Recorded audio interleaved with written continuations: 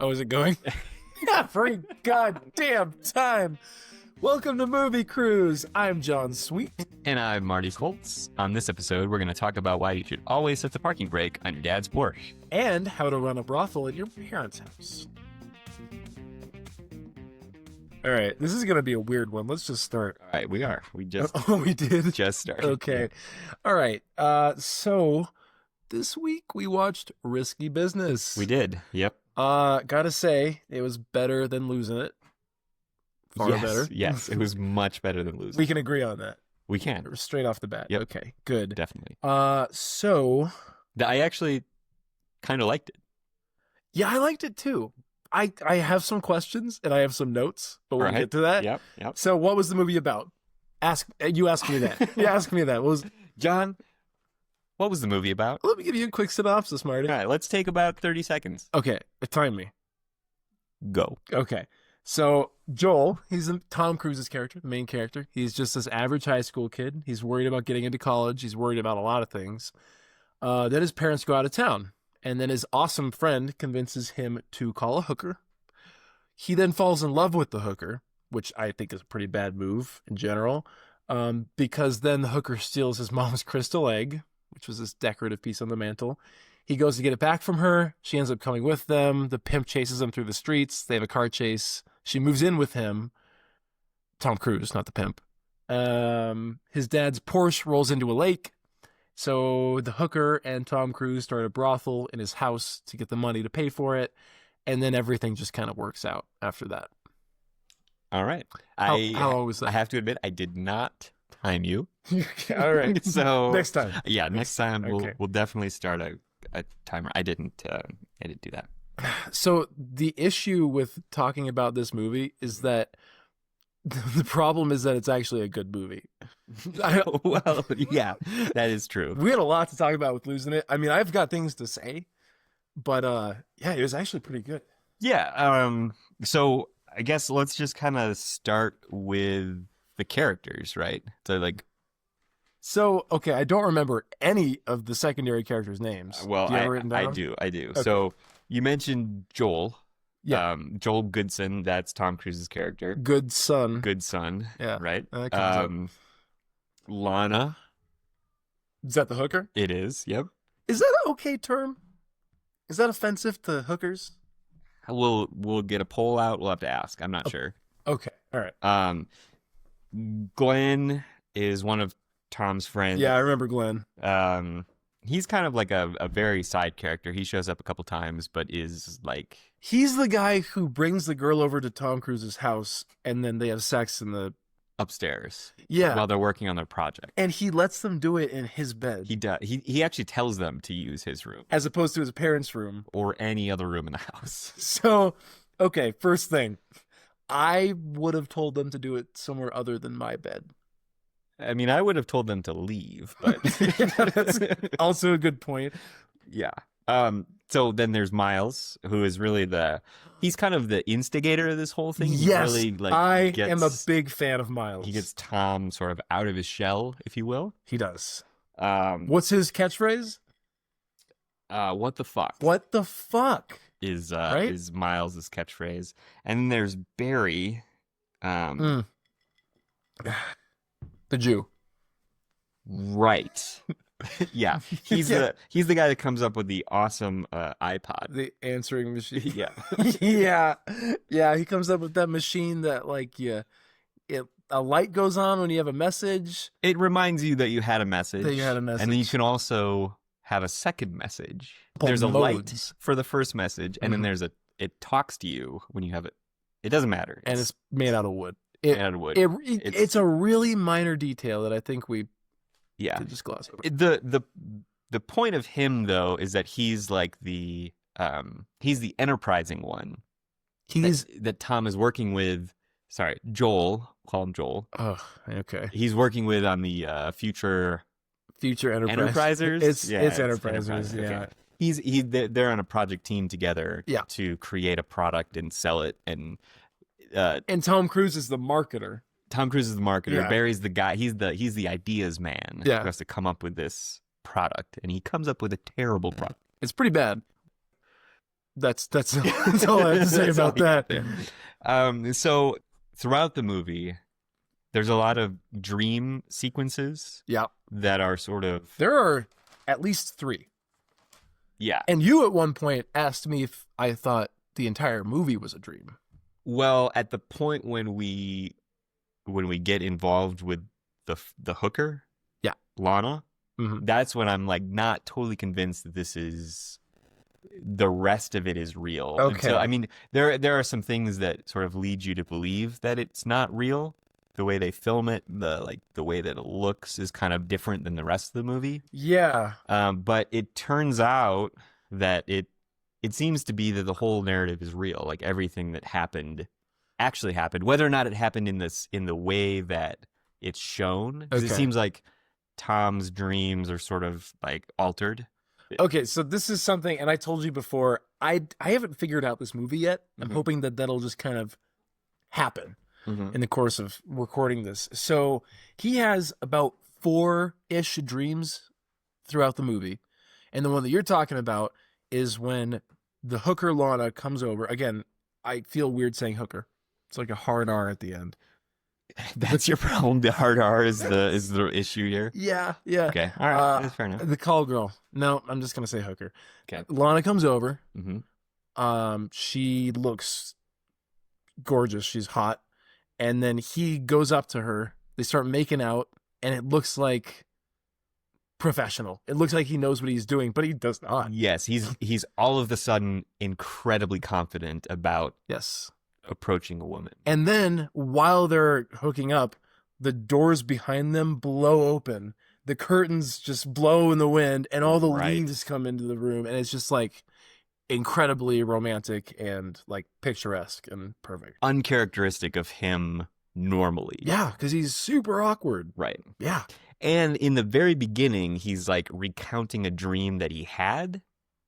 Yeah. To his like poker buddies, these 3 guys, and he's talking about like this dream, and then at one point in real life he was over at someone's house, and like the babysitter was like asking him to basically like have sex with her. And they make fun of him, and he leaves. Yeah, he's like very unsure about, like, it's this decision between like going for the girl or going for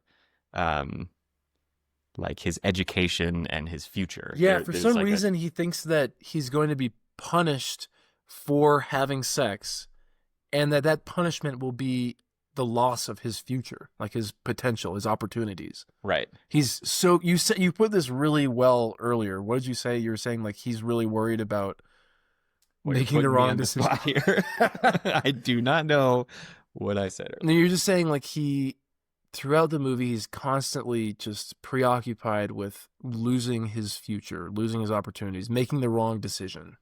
Right. So that's one huge aspect of this movie. Also, the dreams. Why are there so many dreams in this movie?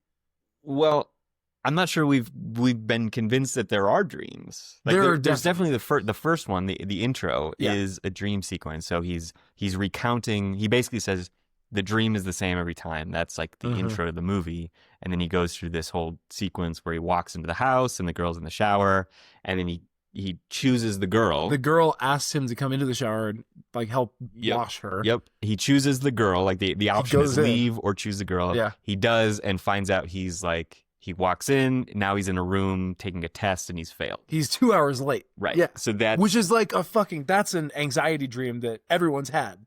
Exactly. Both of them are dreams everyone's had. But it sets up the idea that it's like it's the girl or the future. Those are the options. Right. There's no. It's like choose fun. One, it's saying what the fuck versus being mindful of everything he has to do to have a future. It's what his parents want, because his parents are stuck up dicks, right? Yeah, a little bit. Okay, I might be being a little harsh. I'm still a little sensitive about saying hooker, so I might be a little on edge right now. They're not the best. They're not the best. I mean, okay, but it's basically what his parents want for him versus what he wants.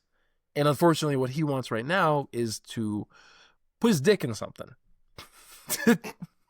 Yep. Yep. You're uncomfortable at the term hooker. But... yeah. Well, I'm easing into it. Oof. Yeah. Okay. So So yeah, he's throughout the movie he's sort of torn between two options, which he thinks are mutually exclusive. Yeah, you have to do one or the other. Yeah. And but his friend, what's his friend? The cool guy, the instigator. What's his name? That guy is Miles. Miles. Yep. He is living proof that you can have both, because he got into Harvard.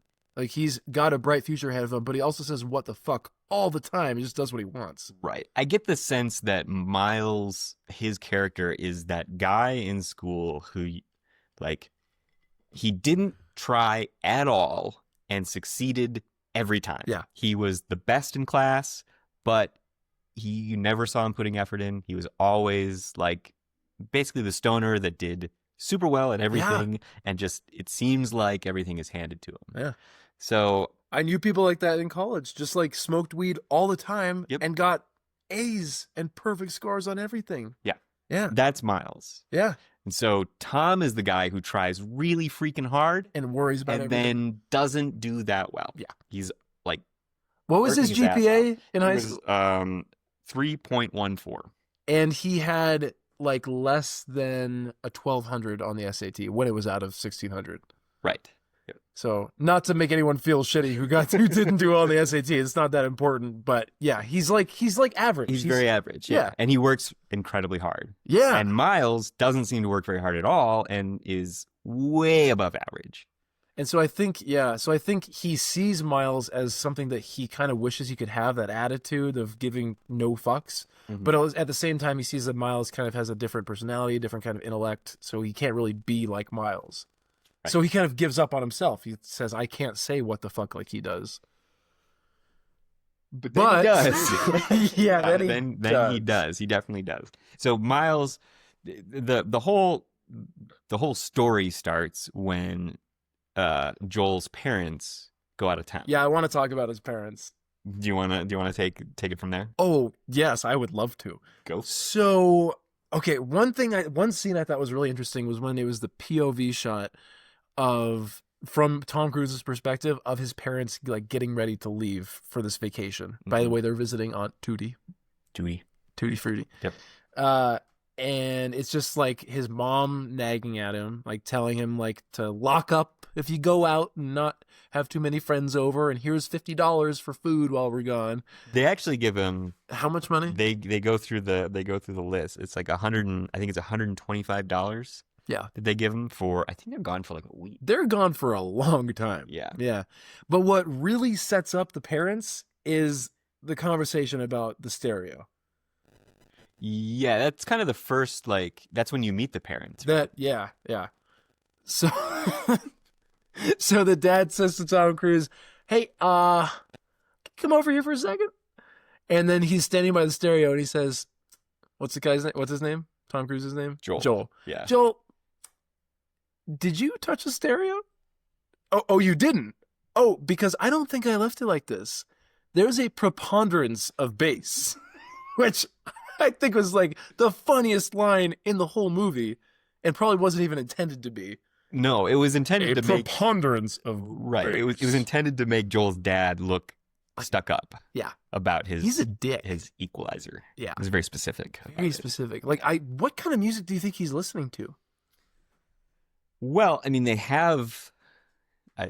I'm blanking on the name of that song that he dances to in his underwear, but that's that's in the house. So that's true. It's like old time rock and roll.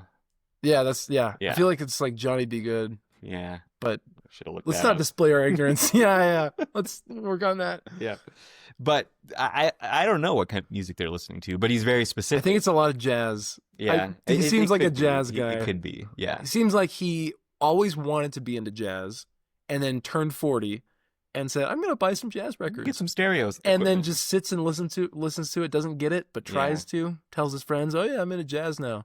I fucking hate this guy so much. Yeah, unfortunately, I feel like he's the character I relate to most.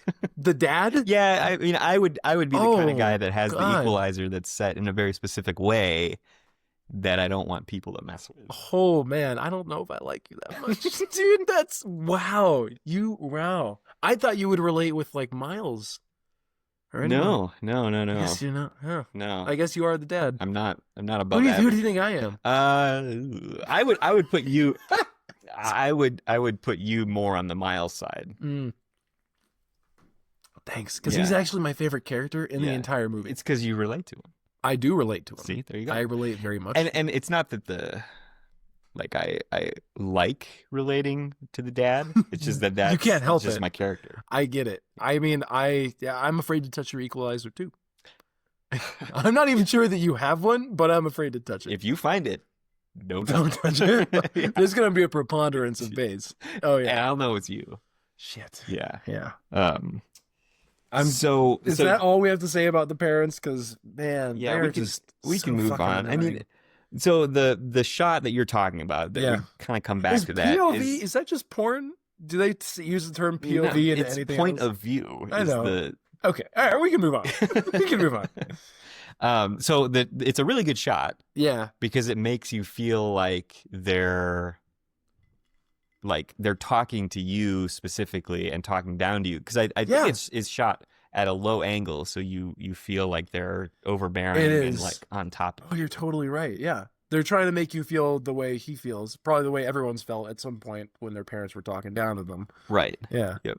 And then when they leave, that's the first time you go from the point of view shot to now you're like looking at Joel. He's a person. Mm-hmm.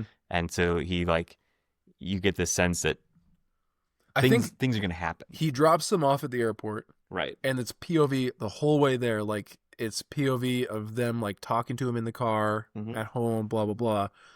He drops them off at the airport. They walk away. And then it turns to him. And you see him. You see it from their perspective, actually. Yep. He's standing still, but going into the distance. Right. They're walking away from him. Yeah. Yep. That was pretty cool. Yeah. I don't want to suck this movie's dick the whole time, though. Like, it was good, but yeah, you're right. I shouldn't be so bashful about Hooker. Yeah.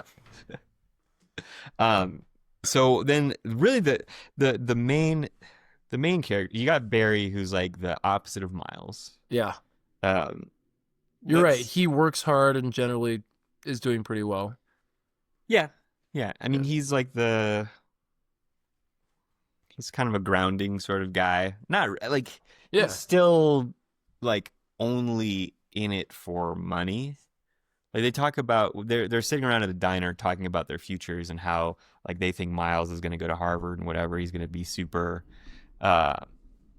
super successful and all that. And they're talking about like the careers that you can have. Mm-hmm. And all of them are just like, I don't care what it is as long as it's like lucrative. Right. I want to make money. Right. And that's kind of Barry. That's Barry. Barry is very much like, I don't care what I do, I just want to make money. And Tom had a great line in there where he says when they're talking about these lucrative jobs and all the stuff they want to do in the future, he says, don't you guys want to actually achieve something? Don't you want to actually make something of your lives?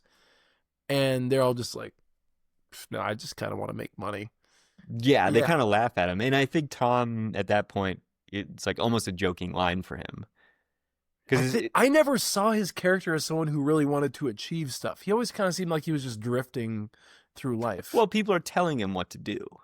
Like people are like enforcing him, like telling him, you need to do well, you need to go to this school because then you will be successful and make money. He's not really making up his own mind until later in the movie. He sort of gets to a point where he decides, he's going to follow Miles's what the fuck strategy. He's actually going to do it. And I think at one point, it's really the sunglasses are when you find out like this, he's moved from this, like, I'm going to do what I'm told to do into like, I'm now doing what I want to do. That's another thing we've got to talk about is his disguises, his masks. Right. So, the first time he calls the hooker, I can't, no. So the first time the hooker comes over, it was when Miles called the hooker, and it's this tranny who is very clearly a man dressed up as a woman who he asked to leave and has to pay for the taxi. Jack. Yeah. I can't, why do you remember the name of that hooker? Because I wrote it down. Okay. The second one, you have something to say? So Miles calls her up Yeah. as Joel, Yeah. hangs up the phone, and then eats the newspaper with the number in it so he Yeah. can't call her back. He's kind of a dick. Yeah. I like him. He's kind of awesome. He's kind of awesome. I really like him. He's pretty cool. The second time, so Joel was mad that Miles called the hooker in the first place, but then he calls back. He gets a number from Jackie, the first tranny hooker, and then calls the second one, who Jackie said he would really like because all white boys like her. Right. Yeah. Jackie realizes very quickly that he is not Joel's type. Yeah. And then says, pay for my cab. Yeah. Get me home and call this number because you'll like Lana. And I think this is the crossing of the threshold for him. This is where it goes from Act 1 to Act 2 when he calls Lana, because that is the first time he really takes life into his own hands and makes his own decision about something. The first time it was Miles doing it. Right. And other times it's just his parents telling him what to do. He's still wearing the mask though. He is. When he calls Lana. Okay, so that's what I wanted to touch on, is that there's a lot of masks and disguises in order. Okay, he puts on a catcher's mask. Was it catcher's or an umpire's mask? Yeah, I think so. He puts that on in a very slow, frightened way. Because he's nervous. He kind of cowers in the corner, he's kind of like a beanbag on the floor, and he's curled up. He's sitting on the ground, puts this thing on as in like a child, like a child. Yep. And so he does that to call Lana, almost as a not a crutch, but just a disguise, so he can be someone else, because he feels like he's being someone else when he does this. He's trying on a new persona, a new costume, but he's still a child. He's still very childlike. It's very innocent. But he's not. I mean, he's 18, Well, no, but he feels like a child. Yeah, he feels that way. He's actually not, but he. And then later, so the iconic scene from the movie is him dancing in his underwear, and he's wearing those dark glasses in that scene, right? He is, yeah. Yeah. And so that's the main disguise of the movie, is whenever he's doing stuff he wants to do, when he's running the brothel, when he's calling hookers and stuff, he's wearing those dark glasses. And that's what we really remember from this movie, is those glasses. And that's the other disguise. Yeah.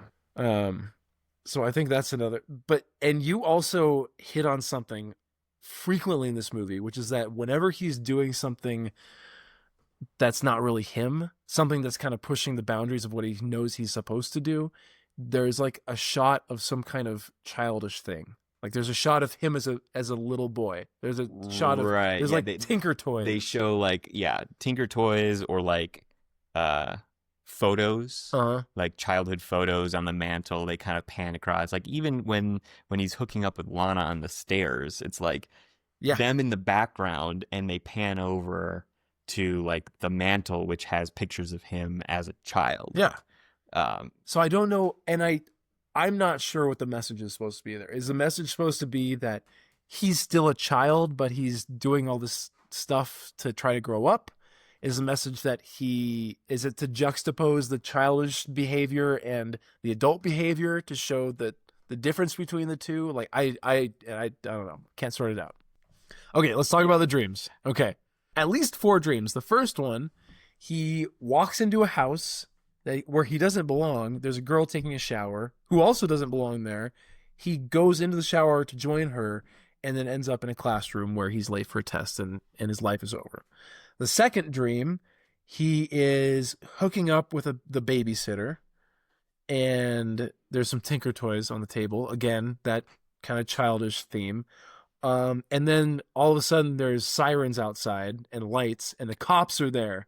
Right. And the cops are they're on the horn, and they're stop what you're doing. You don't want to ruin your life. And his parents are outside. Parents show up, and then some other guy shows up, his grandma could have been there. That was the idea, is everyone was just begging him not to throw everything away. All of the successful and important, his parents, his teachers, his teachers all were the there. Adults in his life show up and say, you're gonna ruin your life. Yeah, don't. And it's this guilt. This was recurring guilt. Mm-hmm. There's also, I can't remember the other dream, but well, there's when he's first with Lana, it's it seems like a dream. Yeah. We weren't clear at the time whether or not it was a dream, and we kind of came up with maybe the way that he like maybe the events of the night were not factual. What they show is like a dream. Because he's like super confident. You talked about the doors like blowing open and the leaves come in. It's very dreamlike. So maybe that was not real. It's his ideal right. of what he wanted to happen. Yep. But then he actually hooked up with the hooker, and like that really happened, but not in that way. Because I mean, they wake up the next morning, she's still there, she's having a cigarette outside. Like that did happen. Yeah. But I think it was his idea of what he wanted it to look like if he were in a movie about this, which he was. That was quite a sentence. That's very meta. So I don't know if we're gonna. Why the dreams? Like okay. So usually people use dreams to try to sort out subconscious conflicts that they don't think that they can sort out through dialogue or through actual events. So maybe that was the reason they were doing it, like just as an artistic device. But I was wondering if there was like any particular reason you thought they had those dreams in there. I mean, it's like it's very useful for them to be able to like show what is going on in his brain without like he doesn't have to like narrate. He doesn't have to say like, this is what I'm thinking. It's like I think you kind of hit it when you talked about the device. Yeah. It's just a way to show like his psychological state. But it didn't like have a message for you or anything explicit. Well, I mean, just the fact that he's torn between the two throughout the movie, he's kind of torn between the two decisions, which he thinks are mutually exclusive. He can't have the girl, he can't do that side of things and also be successful. He's dreaming about this stuff, which means it's like in the forefront of his consciousness. Yeah. But as you go through the movie, he becomes he like slowly realizes that you can do both. One thing doesn't necessarily ruin, one decision doesn't ruin your life. Yeah, he's not throwing away his life just by having sex, right? Yep. And, okay, so my main issue with the movie when we finished it was it's just about a guy who pimps out some girls to his friends, really, and then gets away with it. And I had a problem with that because like as a moral lesson, it doesn't really make any sense. But really what he's doing, it's not what he's doing. It's just the fact that he's doing something for himself. He has responsibility for something and he's actually activated. He's the agent of his own life and he's doing something for himself. Yeah, it doesn't matter what it was. It could have been stock car racing. It could have been like doing anything. Even if he was doing drugs, at least he was just like doing something his parents didn't want him to do. He made the choice. It was his life at that point. Exactly. And there's a very distinct moment when that happens. It's when so after he sleeps with Lana, he finds out that he doesn't have enough cash to pay her. And so he has to go get the money. So he goes and he cashes in bonds from his grandparents to pay the hooker. When he comes back, he gets back to the house. She's gone. And she's stolen the egg. So his mom has the egg. His mom has this crystal egg that sits on the mantle at his house, and it's her pride and joy. It is. It lights up. She's got a light on it. You think he's gonna have a party and break it. That's like the first when you see the egg. It's like this is how this movie's gonna go. They were setting it up for that. Turns out a hooker steals it from him. Yeah, a lot worse. Really, way worse. Yeah. So he finds where Lana like does the deals with the pimp, with Guido. Yeah, where she probably meets a lot of her clients. It's like some restaurant in a hotel. Yeah. So he's trying to get the egg back. So he goes and he finds her, and she's like running away from Guido. Mm-hmm. He's in the car, and she's like trying to get away from the guy. Yeah. And she gets in the car with Tom Cruise. She gets in the car, and she's like, "You need to get out of here. You need to drive right now because this guy is like." He's coming and he's dangerous. And he has a gun. He has a gun. Yeah. And Tom Cruise is like, give me the egg. Yeah. Like he refuses. He's like finally taking control of the situation. Like this is what's going to happen. So he's sitting in a car in the driver's seat, by the way, that's important. Yep. She's sitting in the passenger seat and she's freaking out. She's like, we got to go. This guy has a gun. He could shoot us. We got to go. And he holds his own. Yep. He stands his ground and says, no, I got to do this. I need the egg. give me the egg Give or me we're the not egg. leaving. I don't care about you. I Right. have to do this. And yeah, you're So right. That's was a like the turning moment point. when he becomes his own agent. Before that, it's Miles telling him, you know, you got to do what the fuck. You got to call up these Yeah. hookers. You got to do this and this. But he and doesn't this. know how to do that when Miles is telling him. Miles is Exactly. giving him the guidelines, but he doesn't know actually how to start. Right. And then at this point, he's like, give me the egg. Give me the egg. Like he's in control. And then they take off and they go on this wild, you know, car chase. She's actually, you know, not terrible. Is that no? It was pretty cool. It's all right. I kind of feel like they duplicated some of the shots and maybe went around the same corner twice. Yeah. But yeah, it was cool, and it was pretty badass. And actually, that brings me back to the other car chase in the movie when Joel, who's Tom Cruise's character, and Barry, they get into Joel's dad's Porsche. And they take it out. They're just driving around the city. They pull up to like some chicks who are on the street. And what do they say? They pull away from the chicks who are interested in them because of the car. And Barry says, sublime breasts. Yeah. Which is like such a like smart high schooler thing to say about some girls' boobs. And they just keep repeating sublime breasts. And then they pull up to these other guys who are like kind of giving them shit, kind of challenging them to a race. And they're all cool. The other guys just peel out, start driving. Tom Cruise waits like 5-10 seconds, and then he just nails it on the accelerator and beats, and like they basically, Tom Cruise and his friends actually pretty cool.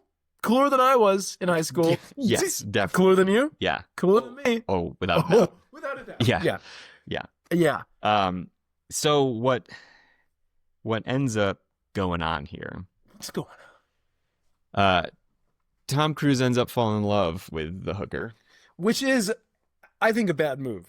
Yeah, it's not great. Try to just keep it about the money. Not great. So they go on this. They basically go on a date, a double date, in fact, with his one of his buddies. I think can't remember which guy it was, but Lana gets another one of her hooker friends to come out, and they go out on this date. Is this when they get high? Is this when they smoke weed?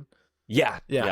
Tom Cruise smokes a joint and just looks so goofy. Is it Barry that he's with? Yeah, he's with Barry. Right. And so they're out, they're high, they're out by the lake, and it turns out that Lana ends up like putting the car into neutral, the car rolls out and ends up in the lake. So there's a very comical scene where Tom Cruise gets in front of the car and desperately tries to push it backward. Right. But it is inexorably rolling into the lake. Yeah, and this is his dad's Porsche that he's taken out, which he was instructed not to drive, because why was he not supposed to drive it?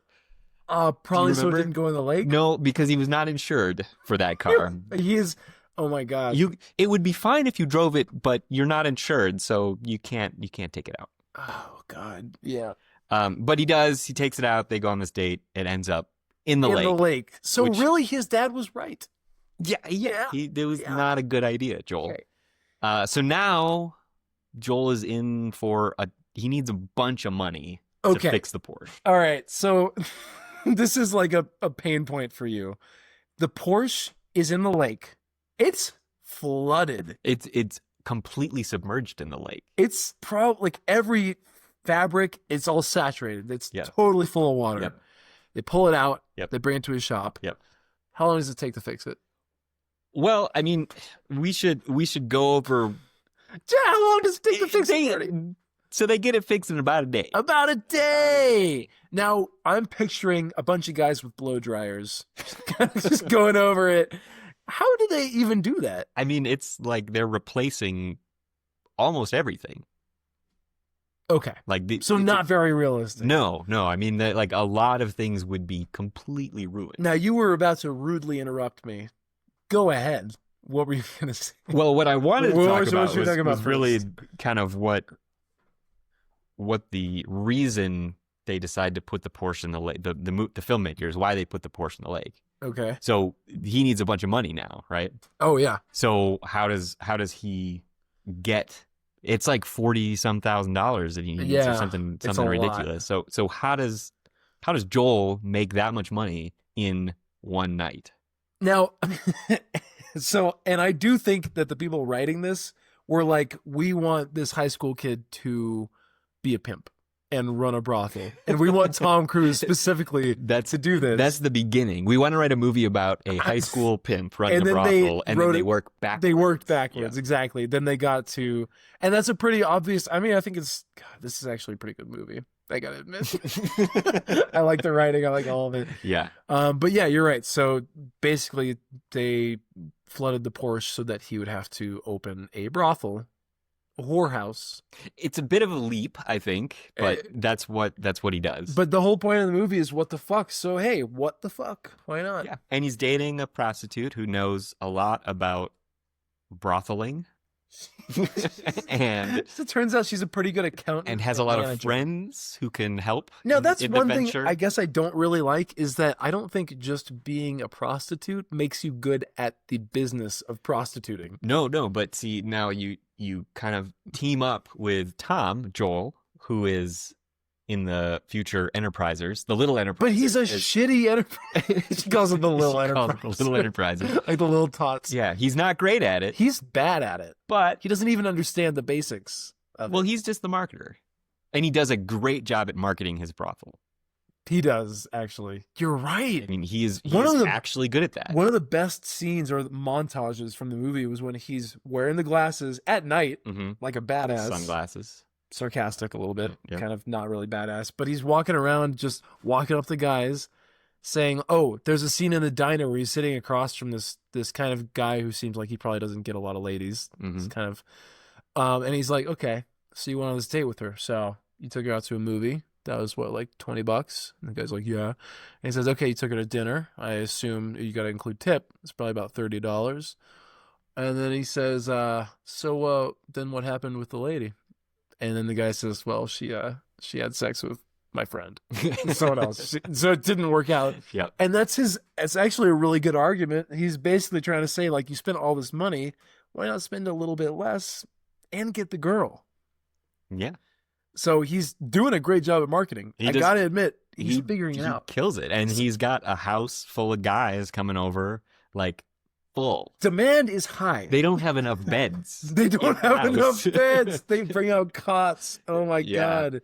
Yeah, so I guess he's pretty good at it. And then at the end he wants to go to business school. So yeah. And that's exactly when the Princeton recruiter shows up. Yeah.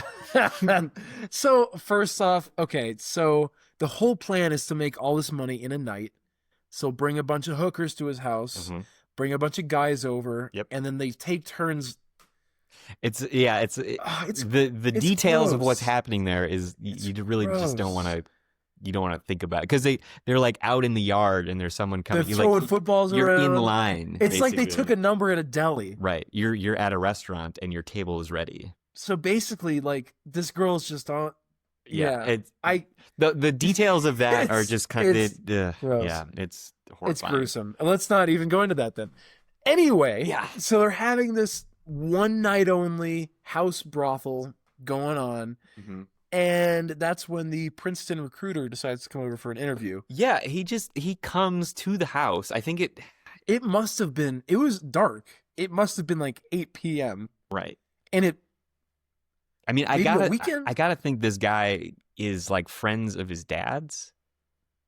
Because he knows him somehow because he calls him later on at the very end. You find out like he calls his dad, but I guess, but still, it's very strange. Weird. And he didn't call first or anything. No, he walks in and clearly something is amiss. And you can tell he's kind of a sleazeball because he's looking at the ladies a little bit. He's kind of into it. Yep. Yeah. And so they have the interview with Tom Cruise. They have he's in the middle of a brothel. They're sitting in the den. Yeah. Basically, and they're having the interview. And then the girl Lana keeps coming in and bothering them like, oh, we need a bed, we need space. We need this room. She's only thinking about the brothel business. She's straight up on business. She's like, we need more beds. Tom, I don't care. Demand is high. Demand is high. We have got great supply. We need more space. Right. And that was kind of irritating me. Is she didn't seem to care about his Princeton interview. No, I don't think it was ever clear to me that she liked him. What, Tom Cruise? Yeah. Joel? Really? Yeah. I mean, not until maybe the very end. So that's... But I'm not clear that she was ever really that's liked something him, I wanted but to talk saw about. that this could be, like, she can use him because he's got all these high school friends that are like him and are desperate to, Lose it. Okay, this is the last thing in this movie that I still don't think I understand. Yeah.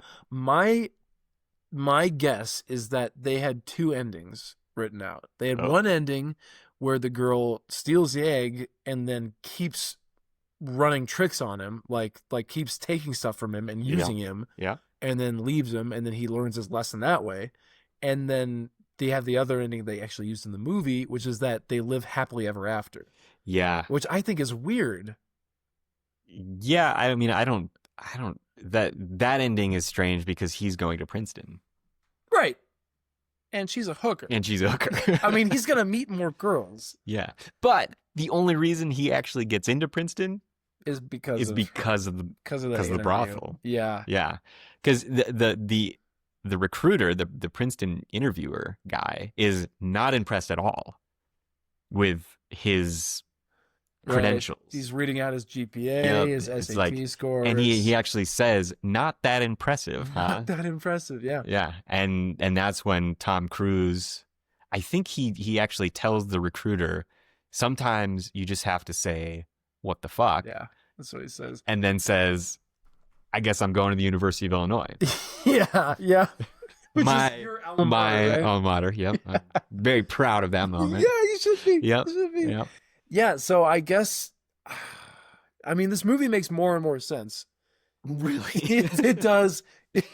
Does it not for you? I mean, I'm still, like, it's still a little unclear whether or not the hooker actually likes Tom's character. I mean, in the way they made the movie, she does. Yeah. At the end, they're walking through a park, they're joking around. Yeah. It's still very, like, I think he's still not sure. I don't think he's convinced. Yeah. But, I mean, overall... There was a scene near the end of the movie where you kind of think, oh, is she fucking him over right now? Do you remember what it was?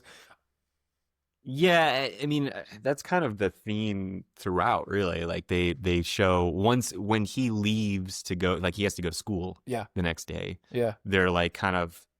they're cutting between him in class and really freaking out and watching the clock. And at one point, the clock actually goes backwards because he's desperately trying to get out of school. Clever. And she is like, headed to the train station, and like it looks like she's taking a bunch of his stuff. Yeah, and, like she's throughout trying the to movie, escape. you're just like, they make you not really convinced that she's. Just to add on to that, there's another scene where he gets home from somewhere after the brothel party, and all of his furniture, everything gone. Is gone. Yeah. And he calls Lana desperate, just like, what is going on? Please pick up. And then she's not picking up. So again, you think she's screwing him over. Right. Until Guido picks up the phone and explains that he took all the shit. Right. By the way, because he's taken Lana and some of the other girls. Yeah. By the way, Guido.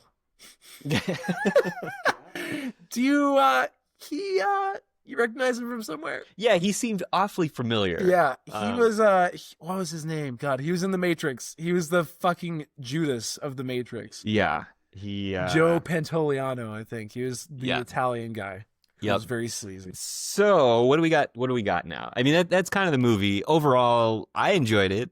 I mean, I think it's okay, I want to run through a couple things really quick. So we've got dream sequences. That's an important part of the movie. A lot of dream sequences. Yep. There's disguises. Yep. Masks, sunglasses. Yeah, some kind of denote him being a child and afraid. Mm-hmm. The sunglasses, when he puts those on, it's a transformation. He's like in charge. He's his own agent. He's like, There's also the juxtaposing of like the childhood images, like him as a kid in the pictures. Yep. And And yeah, so I think those are like some really like they actually weaved those in there in a very artistic way. Yeah, It's pretty well written. There's also, like the story is a little bit preposterous that you could sort of run this whole brothel in a night and make that much money, like, and put everything back together before your parents got home, 2 days later or whatever. Yeah. It's a little preposterous, but they also, you had a big problem with, so when Guido takes all the furniture from the house. Oh no, I had a problem. That was you. This was me. That was you. He takes all the furniture from the house, puts it in a U-Haul van, and then makes Tom buy it all back. Sells it back. Which is actually pretty badass on Guido's part. It's a good move. Cool. Yeah. It's like still half full, and then a second later it's empty. Yeah, you struggled with that. Yeah. That's not really important, No. but I'm still a little pissed. Yeah. I think like, so the story is a little outrageous, but they did a good job. There's like some good cinematography in there. We talked about the point of view shot. There's some POV shot brought when he's in the school. There's some really good like kind of off kilter shots that they do. The clock going backwards when he's like really trying. You really feel the angst. Yeah. They did a good job with that. Yeah.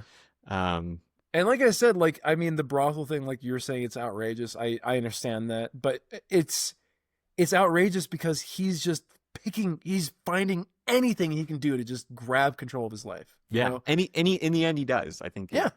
And he stumbled into the hooker thing because of Miles calling the hooker. Like, it's right. And if it was anything other than him, like being a pimp, I think we would both be more okay with the ending where he kind of gets away with everything and it's all okay. Yeah. But they're trying to capitalize on the sort of the teen sex movie thing that was going on at the time. That's true. Yeah. Where like, oh, what can we do? You know what they say? Sex sells. Yeah. Says that? I don't know. You've heard that. Yeah, I've heard it. I think they say that. Anyway, what else we got? That's about it. I think we should move on to some trivia, right? So we've covered the movie. Now the tangential stuff. Yeah. Trivia. I've got some trivia for you. All right, let's hear it. So well, can we start with like what year this was made in? What do we? Yeah. Well, I mean, this was made in 1983, the same year as Losin It. Okay. I mean, Losin It was actually made before that, but didn't get released till 1983 because it was shit, and they didn't actually want to release it. Yeah, and Losin It was Tom's first top billing movie. So normally we would have Movie Phone. We'd be talking about what phone was out that year, and we'd be talking about what was going on in 1983, but we already did that in the last episode. We did, yeah. So let's skip past that. All right. We've at least got trivia for the movie. Fair enough. First bit of trivia. At one point, the movie was titled White Boys Off the Lake. It's accurate. It doesn't have the same... It doesn't kind of flow quite as well as like Risky Business has a good flow to it. I guess it's a good time to talk about this. I think Risky Business is a great title. It is. Yeah. Because he's balancing business. Okay, you don't have to explain it. You don't have to search it. All right. Your Risky Business is a good title. It flows. Let's just leave it at that. All right. White Boys Off the Lake. White Boys Off the Lake. I like which makes it sound like they're just kind of like these rich white middle class guys doing what they do and just kind of being like reckless and irresponsible and all that. I mean, you're sort of describing the movie. Yeah, I guess so. But it doesn't it doesn't have any edge to it. I mean, it's a stupid title. It's a lot of words. It doesn't fit on a poster very well. All right. Well, we're not here to criticize the title. All right. So, okay. So I suspected this. So I'm a genius. Tom Cruise improvised the underwear scene. I fucking knew it. Okay? It looked so natural and organic, and you can tell that he just like does that all the time. Yeah. So that's what he wanted to do when he jumped on Oprah's couch, was kind of dance around his underwear. Yeah. That's what he wanted to do. Right. Yeah. Huh. All right. That's about the response that it deserves. I can see that. That's pretty good. Yeah. For it being such an iconic scene, that's kind of interesting that it's totally improvised. Yeah. So thank you. You're welcome. I want to move on to budget. All right. Now, the budget for Risky Business was about $6.2 million. Okay. How much do you think it made? 10, 15 million? you were super bad at guessing this. It made. I mean, I know you have no practice, but that was shitty. Okay, it's really bad.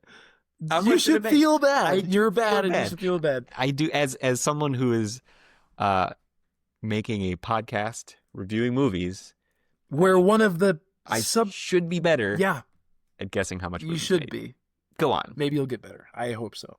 It made $63.5 million. Wow. Yeah. I mean, it is a good movie, so not terribly surprised. Yeah, and I don't really know how all the calculations that go into this number, like figure, like is it still making money from royalties? Probably not. No. Most of the actors. See, I don't know a lot about finance, but we don't have to get into that. No, it's a separate conversation. We don't. Anyway, it cost $6.2 million to make. It pretty much multiplied that by 10 times, so that's pretty damn good. Good payday. Better than Losing It. Way better than. I wonder how much Tom Cruise made on this. By the way, what do you think the Rotten Tomatoes score is? 96. God damn it! You were supposed to guess. What are you doing? I was on there. I feel like you're not earlier. taking this seriously. I know. I don't. Having been so bad at guessing how much it made, I thought I'd redeem myself by cheating in the second round. Well, now everybody knows. And I won. How much do you think Tom Cruise got paid for being in Risky Business? Can't look that shit up. You said it was about $7 million was the budget? Yeah. How much of the $7 million do you think he made? 50,000. Close. He made 75,000. Haha. So about a 1% of the budget. All right. Yeah. You know, but they probably spent a lot. I mean, the budget includes a ton of stuff. Oh yeah, totally. I mean, I don't know what that is, but I'm sure there's a lot of people doing stuff. Yeah. You know what we could have looked up if we were more prepared and better at podcasting is maybe how much he made in this movie compared to how much he made in other movies. That would have been interesting. Yeah. Maybe next time. No time. We've got. I was looking at. So just to. I was looking at his kind of catalog of movies, how many he's made, his filmography. Yeah, if to you get will. a sense of how long we'll be doing this. Yeah. It is like there's probably 40 of like really we're gonna be well-known movies. Yeah. So that's a lot. So we've got lots of opportunity here to get better at guessing budgets. I hope so. Be more prepared. I'm embarrassed for you. Be better at what we're doing here. Anyway, should we move on here? Yeah. We've got my favorite segment of this podcast, which is now called Reviews and Reviews of Reviews. Yes, should be some like musical intro.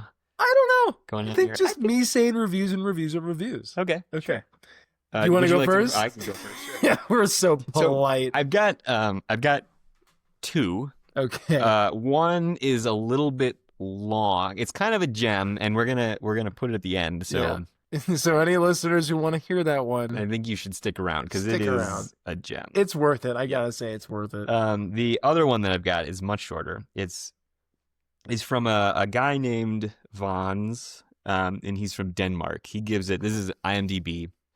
He gives it 10 stars, and he titled it "Sometimes You Just Gotta."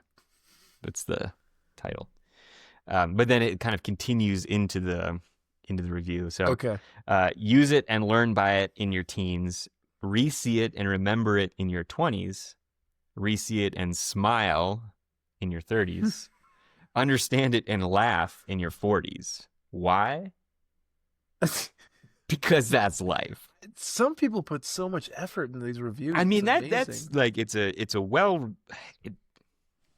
written. It has like a kind of a structure, beginning, middle, end. You sort of like a flow through it. Yeah. It doesn't talk really at all about the movie. I don't know if he liked it. I mean, he gave it 10 stars. What is your review of this review? I am reviewing it currently. This is my review Okay. of his review. How many stars out of 5? Out of 5. I'll give it 3. Okay. It's well written, 3 out of but 5. doesn't really talk about the movie very much. Okay. Well, good. Do you have another one?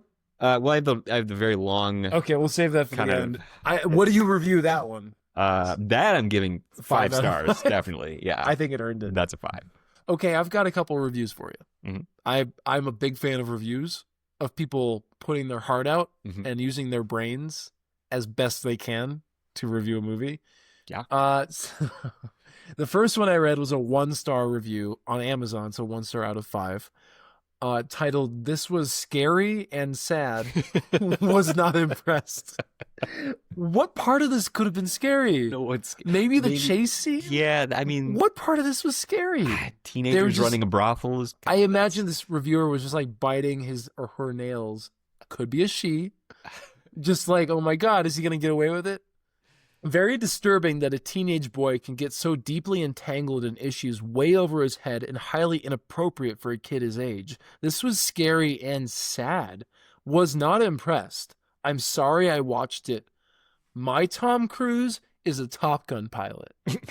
Who is she apologizing to? I don't know. But this person got really upset. Yeah. They were just like, I mean, I feel like this is a parent. And she was thinking, I hope my child is not doing this when I'm gone. Kid doesn't do this. But nobody owns Tom Cruise. He's not your Tom Cruise. He's not your Tom Cruise. No. Tom Cruise is a Top Gun pilot. Come on. Okay. All right. Anyway. What's your review? Oh, my review. Yeah. That review. I almost forgot. Yeah. I mean, I give that review a 1 star out of 5 because I don't like you. Wow. Yeah. I'm actually reviewing you as a person. Wow. Okay. 1 out of 5. Now, I'm just going to say part of this review because I like the title. Okay.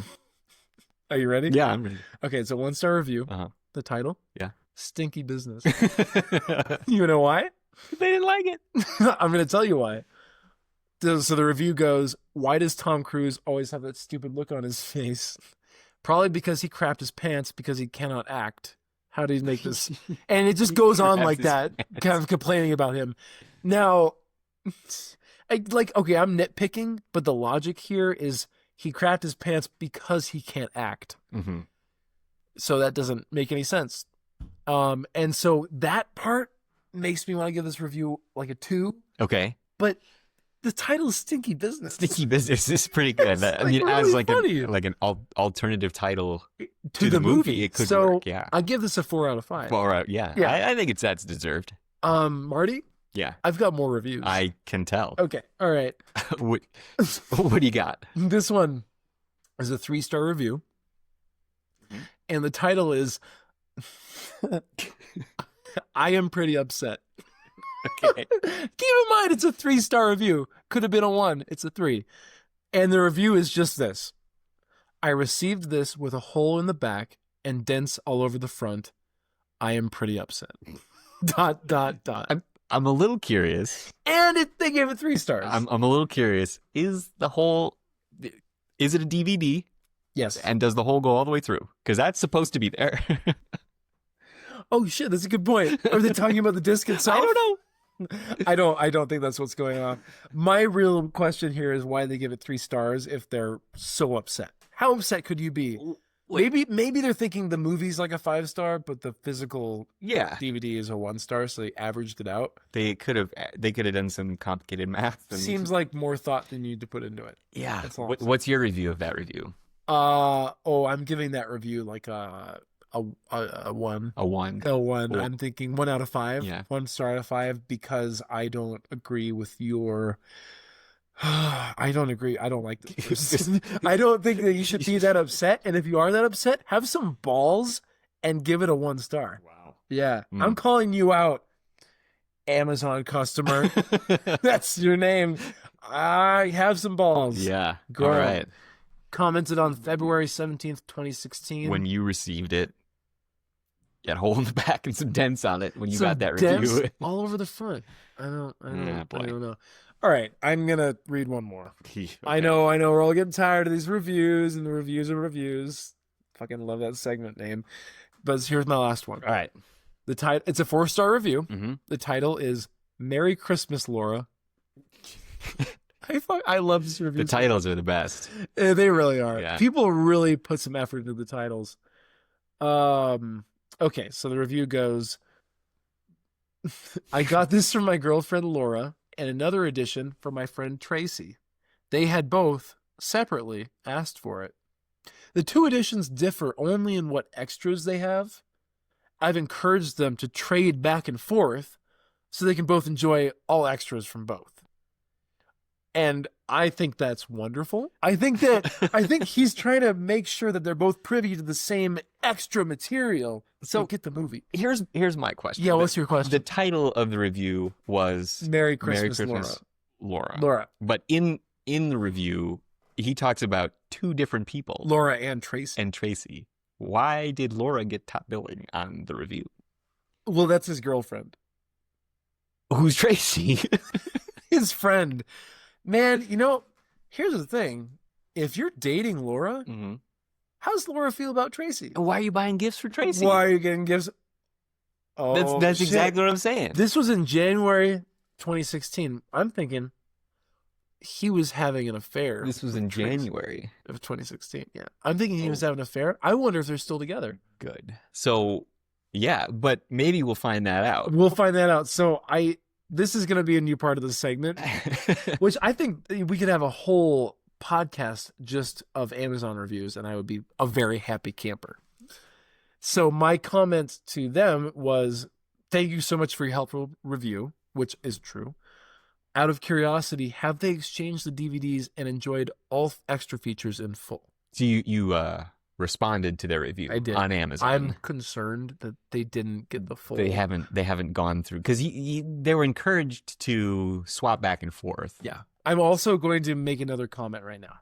And this is something I really care about and I'm concerned about.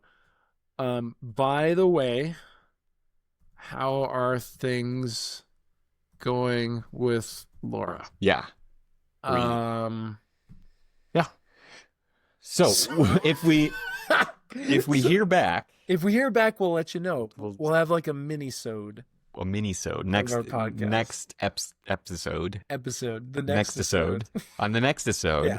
We will we'll see if we get a response from this person. Also, if we get any feedback from our listeners, we can respond to any of these with your suggestions. Also, you can go online and do this for yourself. It's very fun. It's super fun.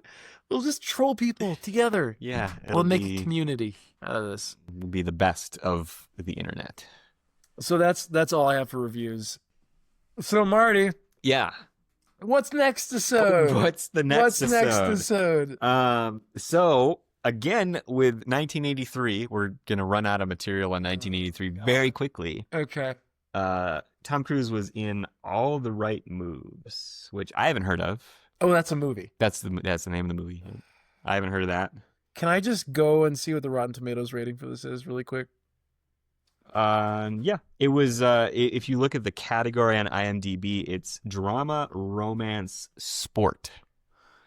I think there's football. He looks pensive on the cover. Yeah. Yeah. It has a 53% on Rotten Tomatoes. This is gonna be good. I'm looking forward to it. I'm thinking it won't be as good as it won't be as bad as Losing It, but it won't be as good as Risky Business. Still don't have an outro. Boy, as they say in other places, drive fast, take chances. All right, that's it.